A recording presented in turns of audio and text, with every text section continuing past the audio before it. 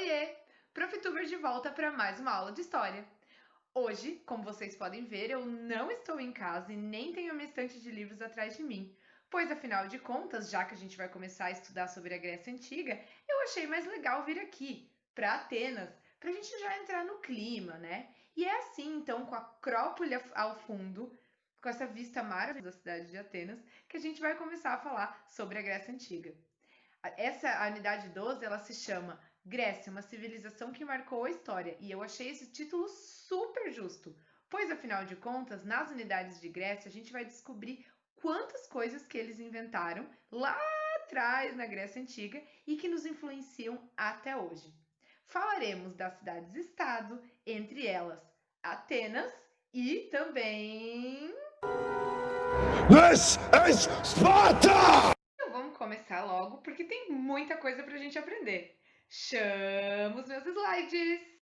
O nome da unidade 12, que é a primeira unidade que a gente vai estudar sobre Grécia Antiga, é Grécia, uma civilização que marcou a história. Esse nome tem dois motivos. O primeiro deles é que a Grécia, a civilização grega, realmente marcou a história da humanidade.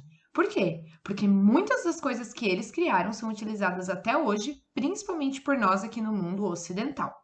Porém, a gente vai descobrir ao longo dessa aula também que os gregos, a civilização grega marcou também a história como ciência, história como aquilo que vocês conhecem como matéria da escola. E a gente vai descobrir isso porque na videoaula. Além disso, a gente vai falar também de Esparta, Atenas, guerras médicas, democracia e assim por diante. Vamos começar então? Assim como as outras civilizações que a gente já estudou, a gente vai conversar um pouquinho sobre como surgiu a Grécia Antiga. E antes de a gente ver como surgiu de acordo com as fontes históricas, a gente vai falar um pouco da mitologia grega. Vocês sabem que a mitologia grega é quase uma novela mexicana. Por quê? Porque tem muitos altos e baixos, muitos deuses, muitas deusas e milhares de histórias. Dá pra gente ficar estudando e conversando sobre mitologia grega durante muito tempo, porque as histórias são infinitas. Mas hoje a gente vai focar aqui sobre como os gregos explicavam a origem do mundo de acordo com a versão mitológica, de acordo com a religião deles. E por que ela existia? Porque, afinal de contas, ainda não havia todo o conhecimento da ciência e nem da história. Então, ainda eles não tinham uma explicação científica para o surgimento do mundo. E aí, como outras civilizações, que inclusive a gente já estudou aqui, eles tinham. Então, a outra forma de explicar, a única forma de explicar, era a forma mitológica. Eles acreditavam, então, que no início do mundo não havia nada, apenas o caos. Seria um grande vazio o mundo. O caos, então, cansado desse vazio, teria dado origem a Gaia, que é o que eles acreditavam que é a Terra, e a Urano. Gaia e Urano se casaram e tiveram os titãs. Com o passar do tempo, os titãs então foram entrando em conflito, principalmente com o pai deles, né? E aí, Cronos, um deles, assassina o pai, tirando do trono e assumindo o poder, né? Depois a história vai se desenrolando, vem Zeus também toma o lugar e assim vai. Mas eles acreditavam também que os deuses eles ficavam no Monte Olimpo, que era lá que eles viviam e que todas as histórias aconteciam. Essa é a versão mitológica, então. Mas o que diz a história? O que dizem as fontes históricas? As fontes históricas dizem que diferentes povos, entre eles aqueus, jônios, eólios e dórios, se fixaram com o tempo na Península Balcânica. E ali eles criaram as primeiras cidades. Tá, mas se eles são diferentes povos, eles têm até nomes, eólios, jônios, aqueus, por que a gente conhece eles como gregos? Porque apesar de eles viverem em diferentes cidades e serem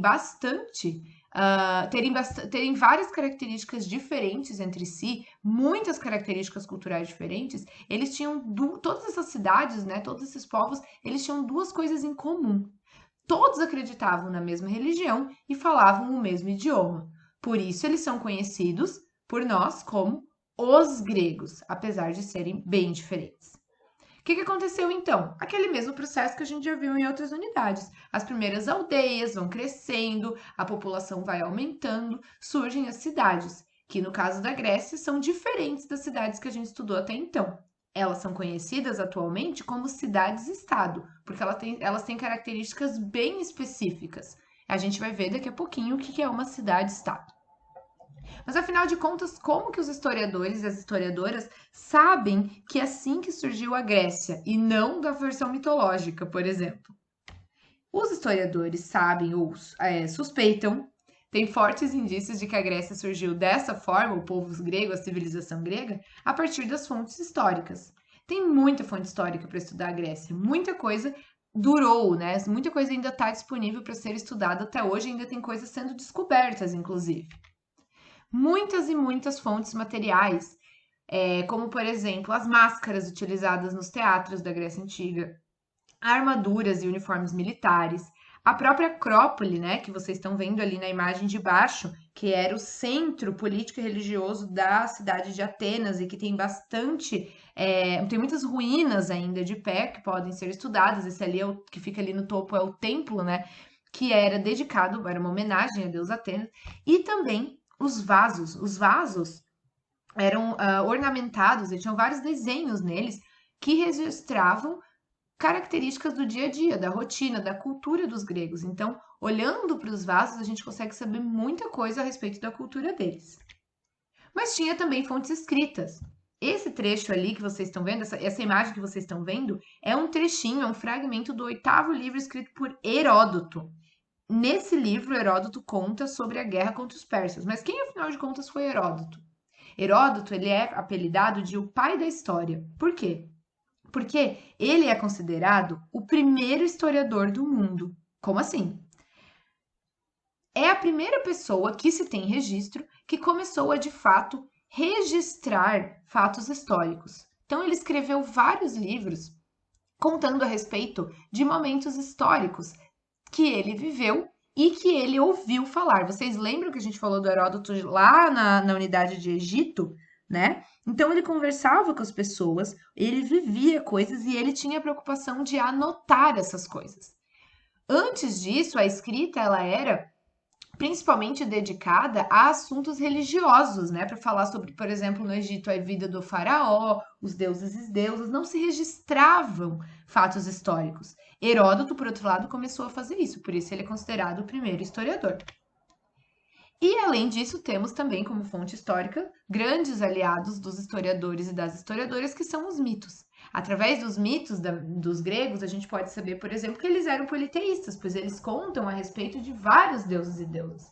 Além disso, a gente consegue saber, por exemplo, valores, né? Coisas que eles achavam importante, coisas que eles consideravam erradas, que eram passíveis de punição, e assim por diante. Então, assim como nas outras civilizações que a gente já estudou, os mitos são sempre grandes aliados dos historiadores para a gente saber características, principalmente da cultura da civilização que a gente está estudando.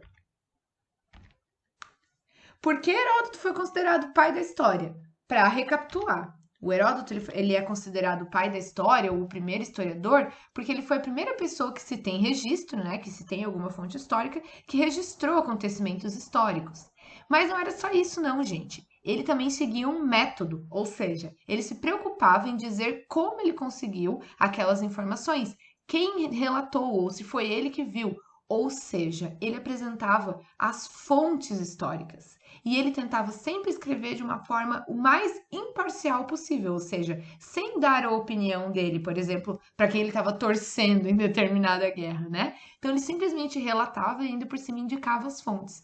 Pensa só o quão rico é o material, né, que o Heródoto deixou pra gente. Então a gente pode saber muita coisa sobre a história por causa dele. Então a gente fala que uma outra ciência que surgiu na Grécia Antiga foi a história, então a gente deve muito ao Heródoto.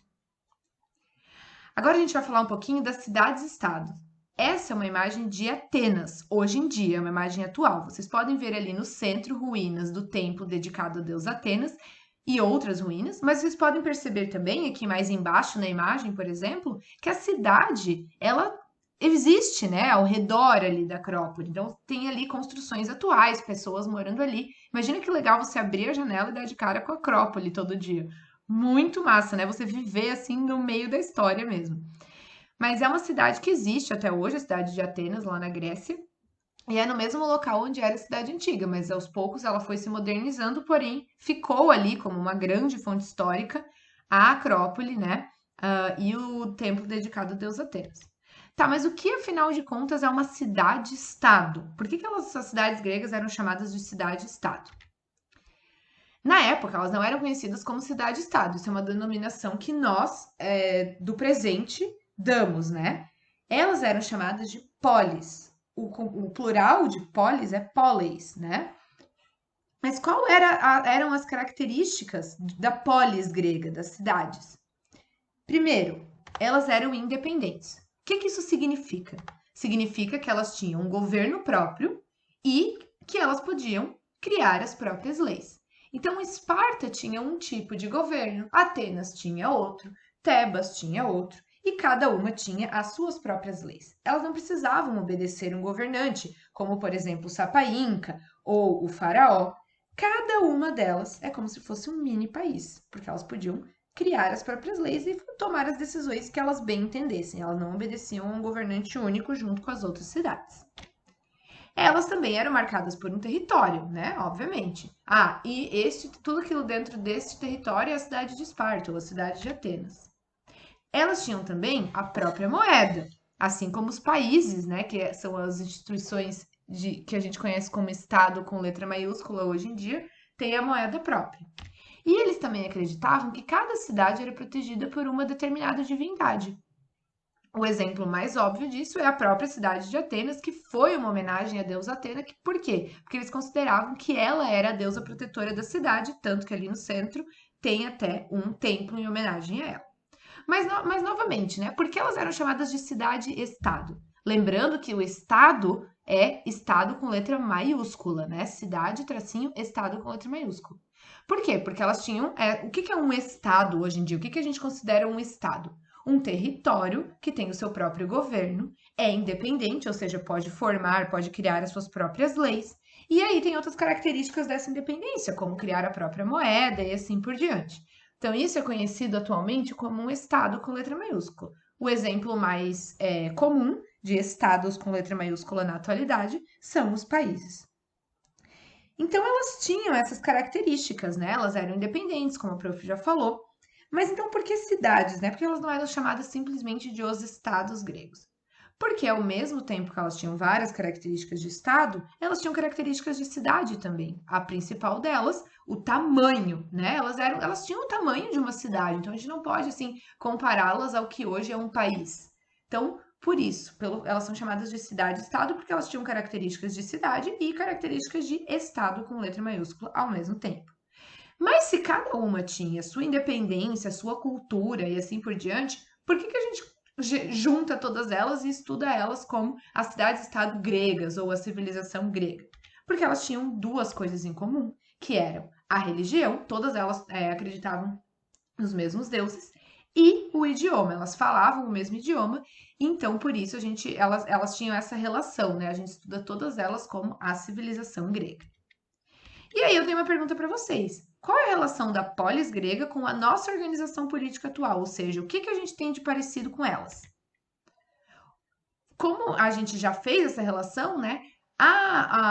Muitas das características das cidades-estados são seguidas até hoje, principalmente aqui no Ocidente, né? Ou seja, os nossos países, nossos estados com letra maiúscula, também têm as suas próprias regras, assim como as polis gregas, também têm o seu próprio governante, a sua própria moeda, mas acima de tudo, nós também, quase todos os países do mundo, ou a grande maioria deles, separa a religião do governo. Então, os gregos começaram a fazer isso aos poucos, né? Deixar a política como algo ligado à religião e se tornar algo separado dela. Então, os governantes deixam de estar no poder simplesmente porque têm relações com a religião. E isso é algo que acontece até hoje na grande maioria dos países.